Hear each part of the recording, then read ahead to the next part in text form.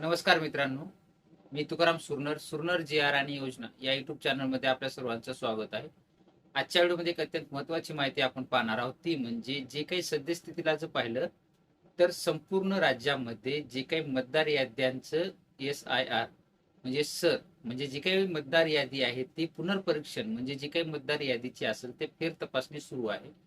त्याच्यामध्ये आता तुम्हाला काय करायचं आहे, तुमच्या जे काही प्रभागातले तुमचे BLO असतील ते तुम्हाला एक फॉर्म देतील. स्क्रीनवर पाहू शकताय फॉर्म कशा पद्धतीचा आहे. सुरुवातीला त्या ठिकाणी तुमचं 2026 मध्ये जो काही तुमची ही असणार आहे संपूर्ण पोल चिठ्ठी, तशा पद्धतीची पोल चिठ्ठीचे संपूर्ण तुमची फोटो तुमची माहिती दिली जाईल. त्याच्या बाजूला तुमचा फोटो आहे.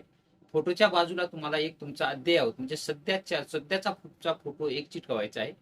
त्यानंतर मग खाली काय दिलेलं आहे, तुमचं जी काही 2002च्या यादीमध्ये जर अगोदर नाव असेल म्हणजे सेल्फ मॅपिंग, त्याचं 2002च्या यादीमध्ये नाव असेल, त्याचा डेटा जर पूर्ण असेल तर ती संपूर्ण माहिती आहे. जर नसेल तिथलं कुठलंच काही तर त्याच्या बाजूचा जी काही आहे तर त्याच्यामध्ये तुमचे आई असतील, वडील असतील, आजी आजोबा, त्यांची कुणाचा 2002च्या डेटामध्ये यादीमध्ये नाव असेल तर तिथला त्यांचा जे काही डेटा असेल ते आणि शेवटचा खाल्ला जी पेज आहे तुम्ही पाहू शकताय की त्याच्यामध्ये सध्या त्याच्यामध्ये तुमची जन्मतारीख आली, तुमचे आधार कार्ड, मोबाईल नंबर, जे काही तुमची सध्याची माहिती आहे. तुम्हाला काही माहिती सध्या अपडेट बी करायची असेल, समजा कोणाची जन्मतारीख चुकलेली असेल, परंतु आता सध्या तुम्ही तिथे जन्मतारीख व्यवस्थित टाकून त्याचा पुरावा देऊन सुद्धा तुम्ही ते चेंज करून घेऊ शकता. आणि खाली नंतर तुमची तिथं सही घ्यायची आहे, सही करायची आहे आणि हा फॉर्म तुम्हाला तुमचे जे काही BLO असतील त्यांना द्यायचा आहे. परंतु सद्यस्थितीला संपूर्ण गावामध्ये जर पाहिलं तर हा फॉर्म अत्यंत संवेदनशील म्हणजे अत्यंत महत्वाचा पुरावा आहे. का?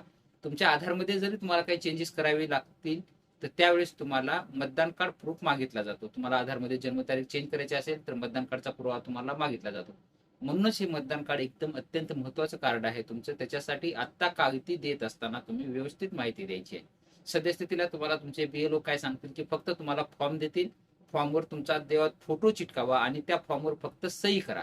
याच दोन गोष्टी तुमच्याकडून करून घेतील. बाकीची संपूर्ण माहिती ते स्वतः भरणार आहेत, कारण की महत्वाचा पुरावा आहे म्हणून स्वतः भरणार आहेत. त्यासाठी तुम्हाला फक्त तुमचं जे काही तुमचं आधार कार्ड, तुमचं TC आणि तुमचं जे काही मतदान कार्ड असेल झेरॉक्स, तर त्या 3 गोष्टीची झेरॉक्स तुम्हाला त्यांना द्यायची आहे. ते फॉर्म तुम्हाला त्यांना द्यायचा आहे. फोटो आणि सही करून ते व्यवस्थित तुमचा फॉर्म त्या दिलेल्या कागदपत्रांच्या आधारे तुमचा भरतील आणि तो फॉर्म ते सबमिट करणार आहेत. अशा पद्धतीनं तुमचं हे पुनर्परीक्षण तुमचं मतदान कार्डचं व्होटिंगचं होणार आहे. परंतु हे जर तुम्ही नाही दिलात, फॉर्म तुम्हाला दिला आणि तुम्ही तो फॉर्म गहाळ केला किंवा हरपून टाकला, पाण्यामध्ये भिजला, फाडून टाकला, तुम्ही काही कारण झालं, तुम्ही जर तो फॉर्म परत त्यांना जर नाही दिला तर तुमचं मतदानमधून नाव सुद्धा कमी होऊ शकतं. याची दक्षता घेणं तुम्हाला गरजेचं आहे. संपूर्ण महाराष्ट्रामध्ये सध्या सुरू आहे. जे काही तारीख असेल तर 29 जुलैपर्यंत हे संपूर्ण अभियान सुरू आहे. त्याच्यामध्येच तुम्हाला तुमचे कागदपत्र लवकरात लवकर जमा करायचे आहेत. तुम्हाला 2 कलर पासपोर्ट साईज फोटो द्यायचे आहेत आणि सही करायची आहे. तुमच्याकडे आत्ताच जर फोटो नसतील तर फोटो काढून घ्या. तुमच्याकडे आधार कार्ड, तुमचं मतदान कार्ड आणि तुमची TCची झेरॉक्स तयार ठेवा. तुमच्याकडे जेव्हा फॉर्म घेऊन येतील तेव्हा तुमची अचूक माहिती तुम्हाला देणं बंधनकारक आहे. तुम्हाला जर काही तुमचे प्रश्न असतील तर नक्की कमेंट करा आणि आपल्या चॅनलला फॉलो करून ठेवा, जेणेकरून असेच महत्त्वपूर्ण व्हिडिओ तुम्हाला मिळत जातील. भेटूया नवीन माहितीसह नवीन व्हिडिओमध्ये. धन्यवाद.